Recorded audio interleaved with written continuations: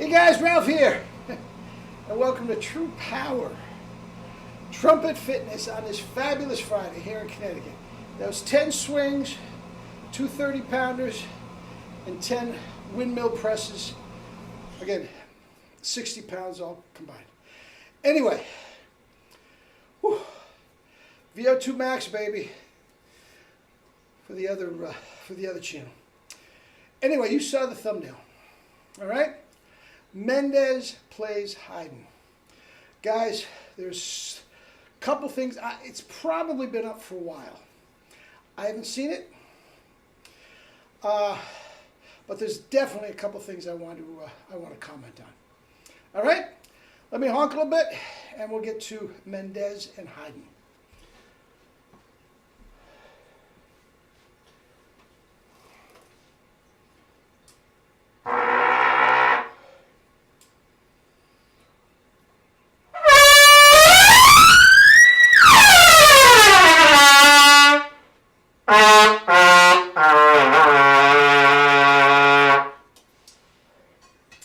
Guys, I remarked on this yesterday, but I can't begin to tell you how locked in that was. Let's do a little barbed wire race.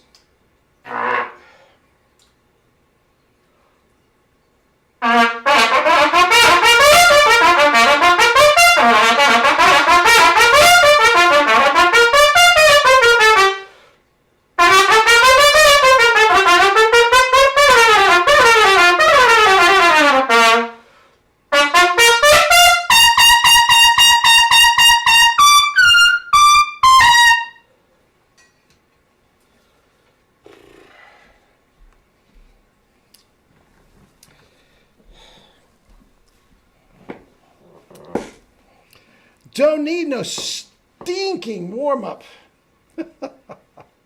Life's good. Anyway, Mendez. Now, again, I don't know where this came from. Been lying in the weeds for a while because I've never seen it. And nobody's ever sent this to me either. So I'm taking for granted, you know, my researchers, Dion and Triscari and all them, haven't come across it. But, a couple things. First of all, he does a tutorial talking about the different type of trumpets and where they came from and all this sort of stuff. So if you want to jump over that, he doesn't do any playing. It's just discussing the oranges of the trumpet. It starts at about 3 minutes, 3.5 minutes, the actual playing. Now, several things. You notice that's completely live, guys. That's completely live. Now, back then, that was not a full symphony orchestra, but a condensed orchestra playing live. And Mendez was playing live, too, and it sounded great. Great. Now, once again, let's get to the nuts and bolts of the chops and all that sort of stuff. Guys, he's not overblowing. He's not stretching. And Lord knows his tongue is in the right place. I'll get to the tongue in a minute. Guys, so why doesn't he have double C's? Guys, it's got to be the mouthpiece. It just has to be. Everything else is ready to go. He's got a very, very big sound. Vacchiano didn't like the vibrato. All right. But I'll tell you what. I'm not sure if Vacchiano on a B-flat trumpet could make it sound like that. You know I love Vacchiano, but I think he would go to the E-flat trumpet for sure. Could Maurice make it pop like that on a B-flat trumpet? Probably. Probably. But I know he never played the B-flat trumpet for the Haydn, so it would be a stretch. You'd have to put some time in on it, but he could probably do it. Mel Brothers, the great ones, could do it. Okay? But it is, they wouldn't, the great ones would use an E-flat. But there you go.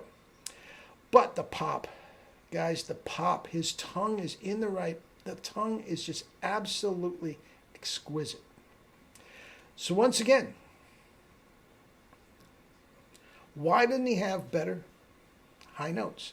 Now, high notes are not everything, and I'm going to lay it on the feet of the mouthpiece.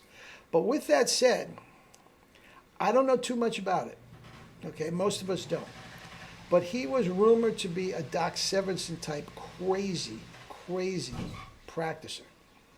And guys, if he doesn't have the right, even though his chops are right, if he doesn't have the right mouthpiece and he's practicing that much volume, he could have been just beating himself up. Very, very easily, that could have been the problem.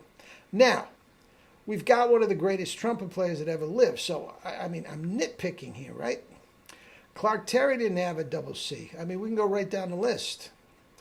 And they were just greater than great. So I'm not complaining here. But I do think he left some in the bank with the mouthpiece. I really do. Anyway, that's that. Guys, have a great, great, great weekend. And we'll talk Monday. I still have a thing in the tank here about Lynn Nicholson that I'm going to talk about. And anyway, we'll get to that Monday. Love you all, guys. Have a great weekend. They're all great when you have double C's.